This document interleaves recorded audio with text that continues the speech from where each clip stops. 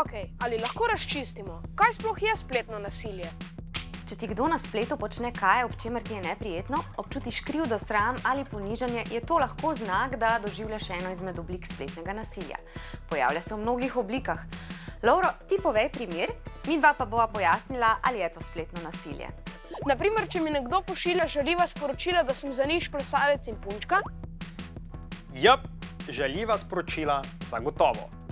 Če sošolec iz moje slike naredi zabaven mem, naprimer mene, ki sedim na školjki in sem zato osramočen. Posredovanje tvoje slike brez dovoljenja ni okej. Kaj pa to, če nekdo naredi lažni profil z mojo fotografijo in imenom? Če slikamo ali snemamo osebo brez njenega soglasja ali pa to objavimo na spletu, je to poseg v njeno zasebnost in po zakonu celo kaznivo dejanje. Kadar so slike intimne, še toliko bolj. Kaj pa kraja gesel? Ja, in tudi razkrivanje osebnih podatkov drugih oseb na spletu ali doxing. Kaj pa, če me nekdo vrže iz skupnega četa? Če je chat namenjen celotnemu razredu, potem ja, saj imaš v skupini pravico sodelovati. Izključitev bo spore le še poglobila.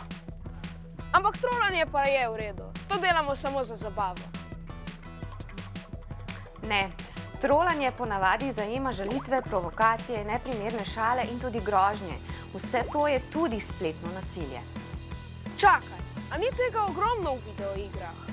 Da, tudi v igrah so žaljivke in nadlegovanje, to vsebino obvezno prijavi. Štekam, česar nikomu ne bi rekel v obraz, mu ne napišem na spletu.